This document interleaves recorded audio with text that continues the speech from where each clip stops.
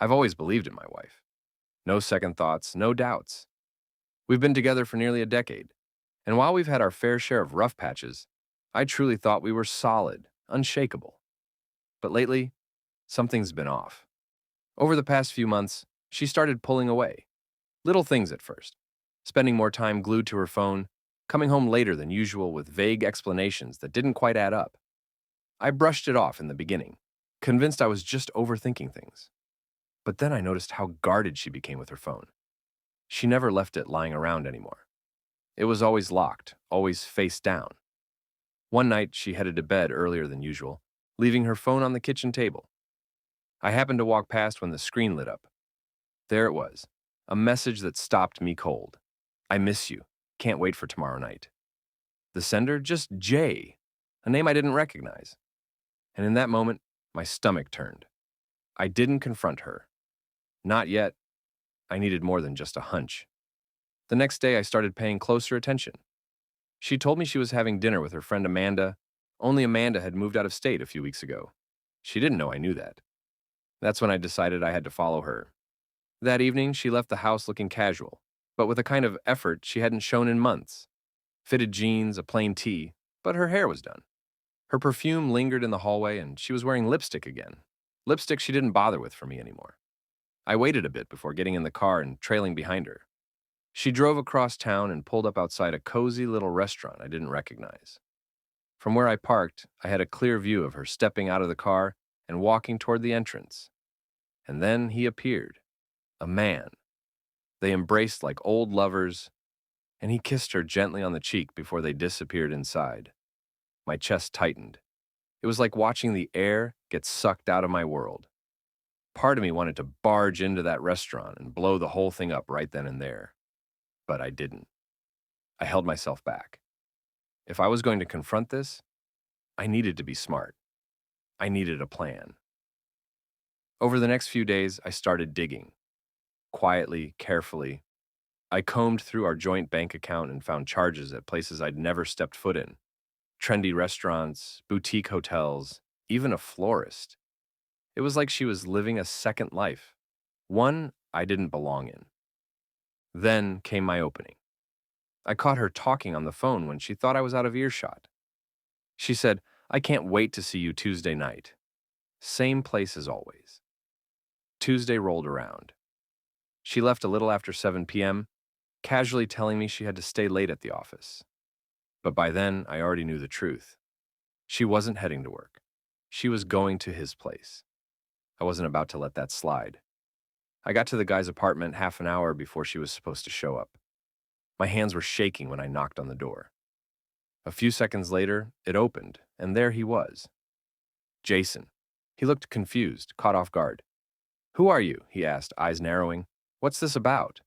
"I'm her husband," I said flatly, stepping through the doorway without waiting for an invitation. His face turned ghost white. "You didn't know?" He shook his head slowly, clearly struggling to piece it all together, like someone waking up in the middle of a nightmare they didn't know they were in. "She told me you two had split." I couldn't tell if he was bluffing or if he genuinely had no clue. Honestly, I didn't care, not anymore. I had a plan, and I was going to see it through. "She's on her way here," I told him calmly. "When she knocks, you're going to open the door like nothing's wrong. But the only person she'll see is me." Jason looked rattled, frozen for a second, like he couldn't decide whether to argue or run. But in the end, he gave a small nod. He seemed just as blindsided as I'd been, and weirdly, a part of me believed him. We didn't speak after that, just waited. A few minutes later, we heard it, a light knock at the door. Jason walked over, opened it, and there she was, smiling, takeaway in hand like everything was perfectly normal. But the second she spotted me standing behind him, her face fell. That smile vanished in an instant.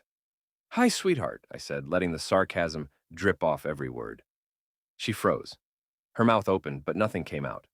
Her eyes darted between us, panic rising as the reality sank in. "I can explain," she finally whispered, fumbling for something, anything to say. "Go ahead," I said coldly. "Explain how you managed to lie straight to my face. Explain why you're standing here when you told me you were working late. I'm dying to hear this one." She started scrambling for excuses, one after another, each one more far-fetched than the last. She blamed me, of course. Said I hadn't been paying attention, that I didn't understand her anymore, that she felt invisible. Right. Classic deflection, all of it. Then, for the first time since this whole mess started, Jason finally spoke up. You told me you two had broken up, he said, his voice low and steady. Was that a lie, too? She spun toward him, eyes wide, reaching out like she could somehow grab the truth out of thin air. No, Jason, I just didn't know how to. But he stepped back, shaking his head slowly, like the weight of it all had just hit him. Did you lie to me too? He asked, this time with something sharp in his tone. Disgust, maybe. You know what? I'm done. I don't want any part of this. And just like that, he walked away, disappearing down the hall without another word. She stood bare, stunned, her face twisted, part anger, part panic, part something I couldn't even name. But I didn't flinch. I just looked her in the eye and said, well, that didn't go quite how you planned it, huh? Hope it was worth it. Then I turned around and walked out the door, not bothering to wait for an answer. That night, I packed a bag and headed straight to a friend's place. I couldn't stay under the same roof with her, not after everything. As I found out later, Jason kept his word.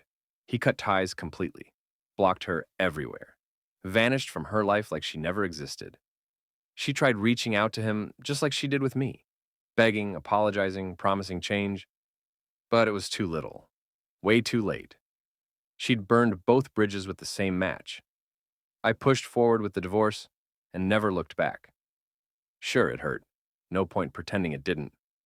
But honestly, walking away from all that chaos and deceit felt like finally being able to breathe again. It was hard, no doubt, but the peace that came with it made every painful step worth it. Cheating Secrets podcasts like me